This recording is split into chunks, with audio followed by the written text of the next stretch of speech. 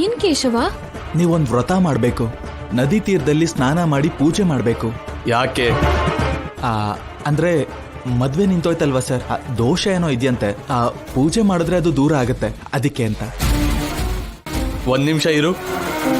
ನಿಂತಿದ್ ಯಾರ್ ಮದ್ವೆ? ಶಶಿ ಅವರು ಅಭಿ ಸರ್ ಮದ್ವೆ. ಮತ್ತೆ ಪೂಜೆ ಯಾರು ಮಾಡ್ಬೇಕು? ಅಂದ್ರೆ ಅಣ್ಣನ್ಗೋಸ್ಕರ ತಂಗಿ ಪೂಜೆ ಮಾಡ್ಬೋದಲ್ವಾ ಸರ್? ಇಷ್ಟು ಮುಖ್ಯವಾದ ವಿಷಯನ ಅಣ್ಣ ಹೇಳ್ಬೇಕೆ ಹೊರತು ನೀನ್ ಹೇಳ್ತಿದ್ಯಲ್ಲ ಕೇಶವ. ಅಂದ್ರೆ ಅಮ್ಮವ್ರೆ, ನಿಮ್ಗೆ ಗೊತ್ತಲ್ವಾ, ಅಭಿ ಸರ್ ಯಾವ್ದನ್ನು ಬಾಯ್ಬಿಟ್ಟು ಕೇಳಲ್ಲ, ಯಾವ್ದನ್ನು ಬಾಯ್ಬಿಟ್ಟು ಹೇಳಲ್ಲ ಕೂಡ. ಜೊತೆಗೆ ಅವ್ರಿಗೆ ಪೂಜೆ ದೇವ್ರು ಅಂದ್ರೆ ಇಷ್ಟ ಇಲ್ಲ. ಯಾಕಿಷ್ಟ ಇಲ್ಲ? ಅವತ್ತು ನನ್ನ ಹತ್ರ ಹೋಮ ಮಾಡಿಸ್ತಾ ಅಲ್ವಾ? ಹಾಗೆ ಇವಾಗ ಪೂಜೆ ಮಾಡಿ. ಮಾಡಲ್ಲ. ಅದೇನ್ ಸರ್, ಪೂಜೆ ಮಾಡಿದ್ರೆ ಶಶಿ ಮೇಡಮ್ ಅವ್ರ ಮದ್ವೆ ಆಗುತ್ತಲ್ವಾ?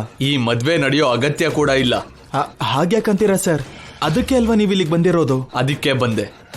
ಆದ್ರೆ ಇಲ್ಲಿ ನಡೀತಿರೋದೇ ಬೇರೆ. ಈ ಮನೇಲಿ ಏನೋ ಸಮಸ್ಯೆ ಇದೆ. ಯಾವುದೋ ರಹಸ್ಯನ ನಮಗ್ ಗೊತ್ತಾಗ್ದಂಗೆ ಮುಚ್ಚಿಡ್ತಾ ಇದ್ದಾರೆ.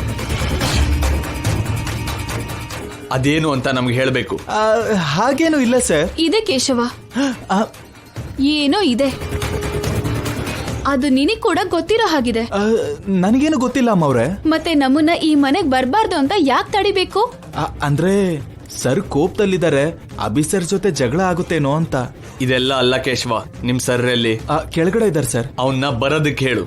ಅವನ್ ಬಂದು ಮುಚ್ಚಿಡ್ತಿರೋ ನಿಜ ಏನು ಅಂತ ಹೇಳೋದಕ್ಕೆ ಹೇಳು. ಆಗ್ಲೇ ಇವಳು ಪೂಜೆ ಮಾಡ್ತಾಳೆ. ಅದಲ್ಲ ಸರ್. ನಿನ್ ಮಿತಿಲ್ ನೀನಿರು ಕೇಶವ, ಹೇಳಿದ್ ಮಾಡು.